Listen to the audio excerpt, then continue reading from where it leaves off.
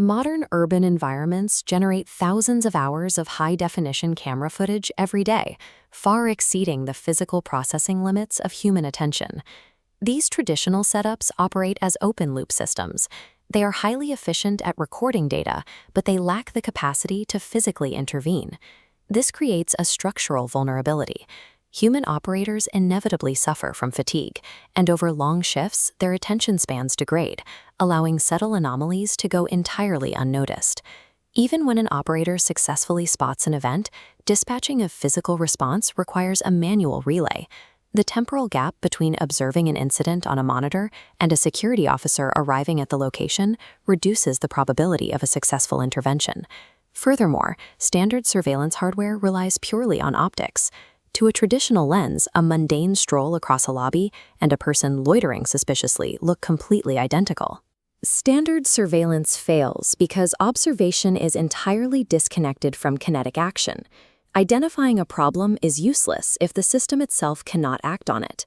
To resolve this, we move past passive cameras and integrate an autonomous robotic framework capable of physical deployment.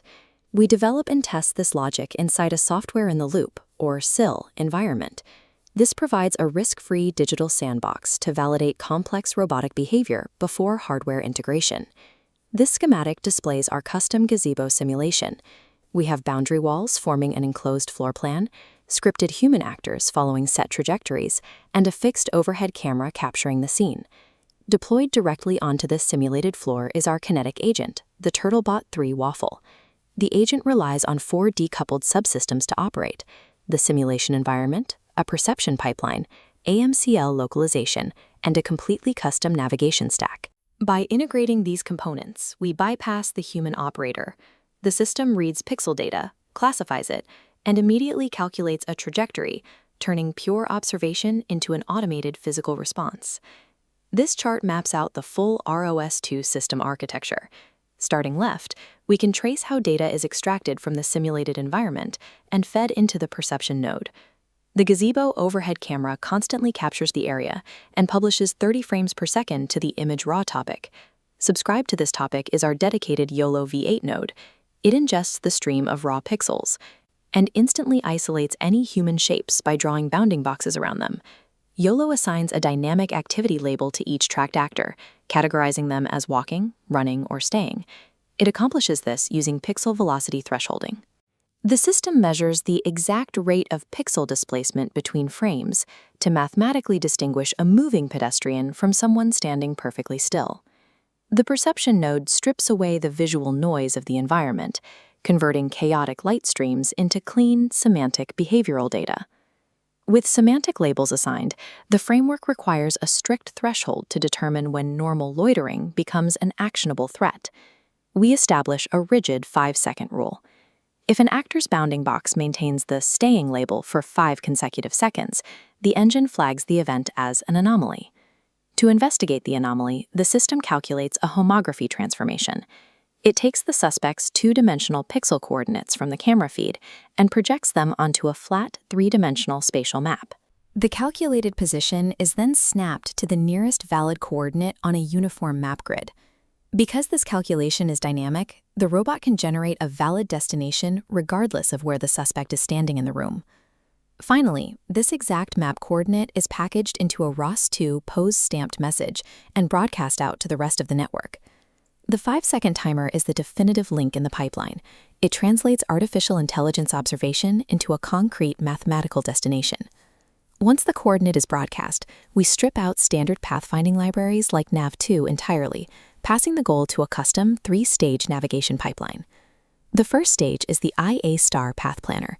It charts a raw, jagged 90-degree route around known obstacles to safely connect the robot to the suspect's coordinates. While grid-based planning is reliable, it is mechanically destructive. Forcing hardware to execute strict right angles creates severe microjerks that degrade the robot's motors. Stage 2 fixes this by passing the route through a path smoother. It applies an arc-length cubic spline to the waypoints, rounding off the harsh corners into a drivable curve.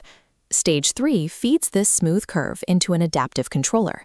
Relying on a hybrid pure pursuit and PID mechanism, the controller calculates the exact linear and angular velocities required to drive the path. It also features curvature-aware speed scaling. The controller aggressively accelerates the robot on long straightaways and dynamically applies the brakes as it enters tight corners.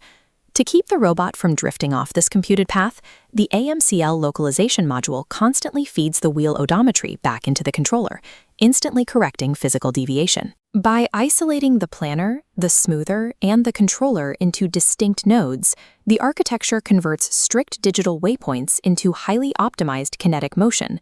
We can now observe all these independent subsystems executing a complete sequence. At simulation second 6, an actor halts. The perception node registers the lack of pixel velocity, applies the staying label, and the 5-second timing begins. The timer expires. The system broadcasts the goal coordinate, the A-star algorithm plots the grid, the spline calculation smooths the corners, and the controller fires velocity commands to the wheels. The robot moves across the facility, stops exactly at the computed footprint coordinates, and seamlessly resets to standard monitoring mode. From the specific moment the target stopped walking to the robot's physical arrival at the scene, zero human oversight or input was required. The primary engineering advantage of constructing this system in ROS2 is its component modularity. Because every module communicates purely through standard data topics, you can update individual pieces without breaking the pipeline.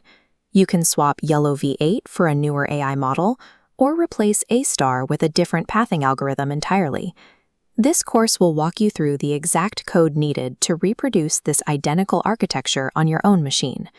The immediate next step is configuring your local environment. We will configure Ubuntu and WSL2 to properly host the system. Grasping this high-level, event-driven data flow is the required foundation before writing a single line of raw node code. Let's start the installation.